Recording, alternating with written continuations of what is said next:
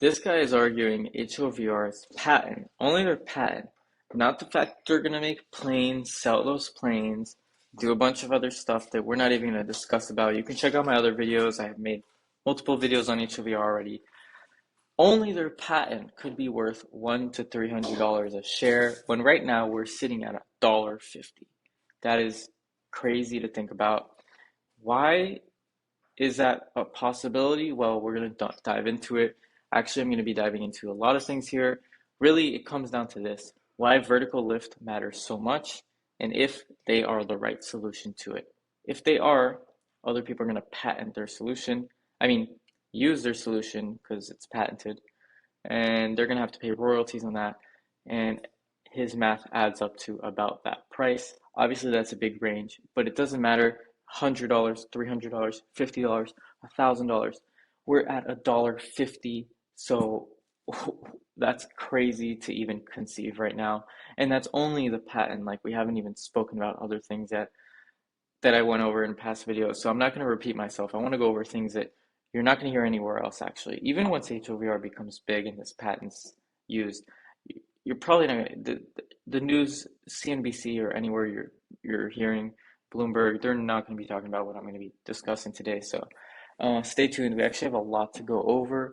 Before I go over that, I know you're probably seeing this, so let me just jump into some of this fun, interesting stuff real quick here. Um, okay, the name of their plane. The name is the Cavorite, which it's actually the Cavorite X7, and I think X7 because they can seat 7 people. Maybe I'm wrong, but I think that's why. Um, but it doesn't matter. It's the name, the Cavorite. Wait, actually, what was that? They have here the Cavorite X5. I just saw the X5. That's right. I know they had something called the X5 and now it's the X7. To be honest, I'm not sure why. What's the difference? Maybe maybe it is about the amount of people. But obviously that's good that they're making improvements. And we're going to talk about that later in the video also. This is just the beginning. We have some big improvements to HOVR. Look, this is a concept that well, hopefully we get to something cool like that. But we have so much to discuss. So the Cavorite, the name of it is really interesting. It comes from a book from H.G. Wells, The First Men in the Moon. This was in 1901, way before he knew that Neil Armstrong was the first man on the moon. Nonetheless, he conceived of this spherical sort of spacecraft that, let me just read it, I guess, has the ability to negate the force of gravity. Basically, like, you know, flying, right? But not like with thrust, just by like almost like a magnet, right? Imagine like a magnet, that'd be pretty cool. Enabling him and a businessman named Bedford to travel to the moon using a spherical spacecraft propelled by Cavorite blinds. So, from my understanding, yeah, it's a fictional material first depicted by H.G. Wells. That's right. It's not a plane, actually. The Cavorite wasn't the name of the spacecraft. It is the material which, you know, doesn't exist, but it's just cool to think about. Like, he's naming, they're naming the aircraft after this, like, anti-gravity material because, we are flying. This is what HOVR is about. It is a flying uh, object. And I think that's really unique and cool. Reminds me a lot. Oh, also, the fact that H.G. Wells wrote the book is pretty damn cool. If you don't know who H.G. Wells is, um, you know what? Better I just read who he is. I actually do know who he is only because if you ever watch the show The Flash, very cool show. Um, from my understanding, he was, he made he's a science fiction guy. He doesn't have a real. He's not like Thomas Edison, where Thomas Edison built real things. He's more like theories and concepts, right? Like force fields or whatever, I guess. I don't know. Did he make up force fields?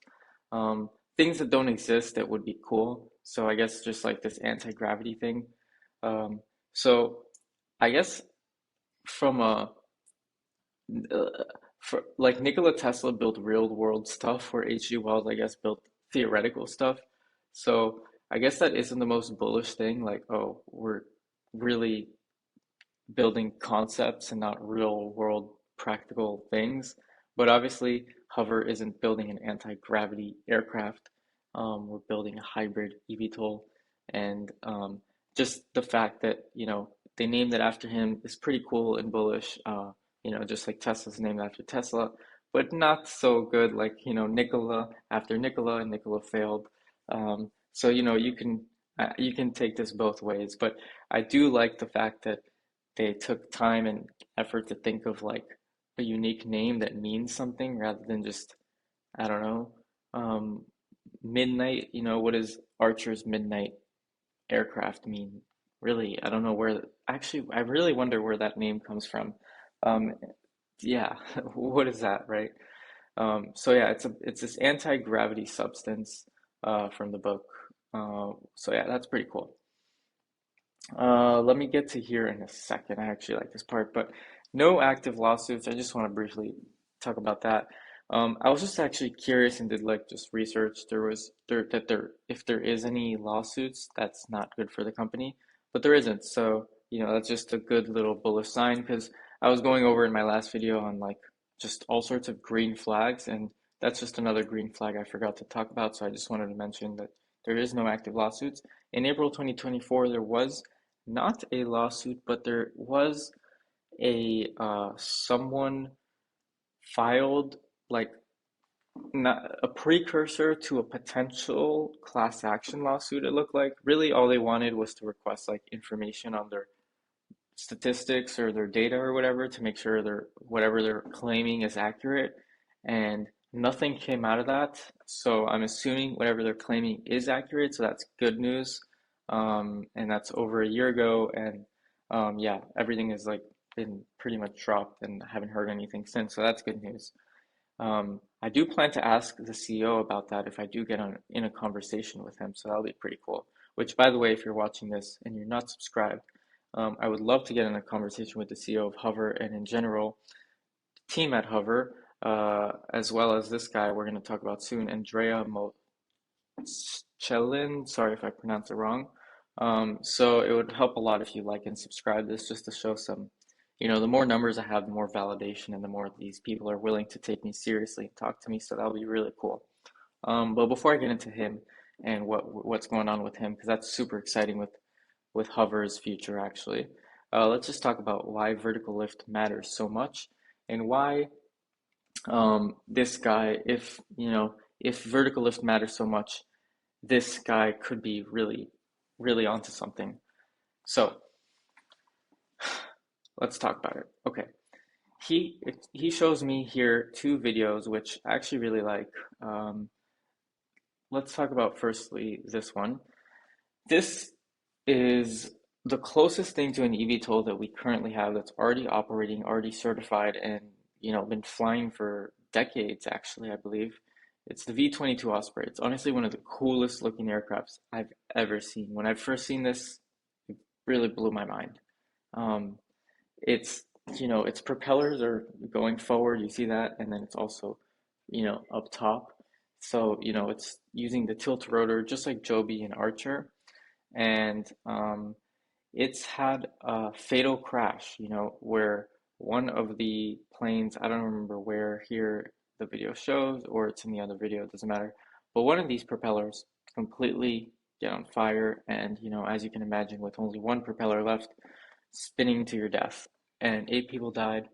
Took them a month to find the aircraft, and until they found it, and like for about a month or two or whatever, I think these aircrafts all around the world were like not allowed to fly. So that was pretty crazy. And that just, I'm thinking if Joby or Archer or any of their aircrafts go down, what happens to their companies? Are they just not allowed to fly for a month or two? Or they have to completely stop operations and rebuild a new aircraft? The company might go bankrupt, yada, yada. So, point is, the vertical lift approach to this whole industry is extremely important. It's really the main, the industry is called vertical lift takeoff. That's like the name of the freaking industry. So So the approach to the solution is the complete, like the winner, like whoever solves that solution is the winner. So is it a propeller-based system like this, like the Osprey that's been operating for years, but this is one of the only aircrafts that's doing it, and there hasn't been much innovation or new aircraft since until now, until these all these eVTOLs, but they're doing it quite differently and with many propellers. So is that the solution, or is the solution Hover's wing and fan design, right?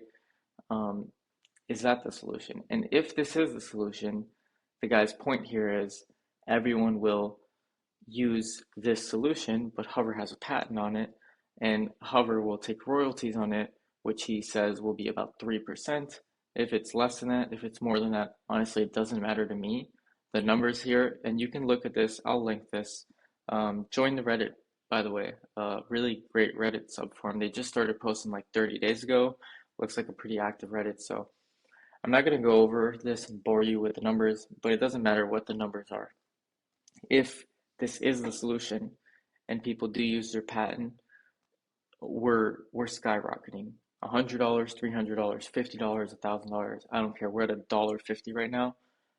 For the patent alone, he's saying it's worth this. And that's not even talking about the fact that they have, these aircrafts that are going to be worth 5 million a piece. So they'll be selling, leasing these actual aircrafts, aside from the fact that the 3% royalties. So that's pretty crazy already to think about. And then, other numbers and stuff I talk about in my other videos, and the TAM of the markets here, the, the numbers we're getting to are just insane. So, all right. So yeah, that's pretty much that for that. I think if we have the right approach and wing and fan is the solution, this will go crazy. But let's talk about this guy, Andrea Mocellin. I'm excited. He's made some awesome stuff. And honestly, I think I should make a whole nother separate video on this. Maybe I should stop this right here. You know what? I'm gonna make a whole separate video on this. Let me just talk about, yeah, I'm gonna make another video right now on this because I don't want to make this too long. We're already at 12 minutes. I don't want this to be another 40-minute video, but I'm super excited about this one. This is gonna be really cool. All right.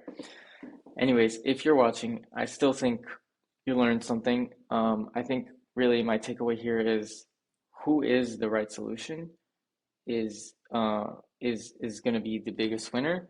It could be multiple winners, but I really think one will probably be the right winner. Just like airplanes today, we don't have the Concorde anymore. We have regular, all Boeings, 737s, and Dreamliners, and Airbuses are all kind of the same, right? Is there really any difference? So, in the long-term future, I think all eVTOLs are going to be kind of the same. Right now, they're all super different until we find the right perfect solution. So that's the takeaway of this video. Is HOVR the right one? I think so. We got anti-gravity behind our backs. I hope we are the right ones. Let's see. Also, I like that we're Canada-based compared to the other companies. We are, yeah, for a lot of reasons. I like that we're Canada-based, but that doesn't matter too much. Really, what matters is the execution here, and we're going to talk about this upcoming execution in the next video. So, until next time, guys, thank you for watching. Stay thinking, question everything, and peace the fuck out.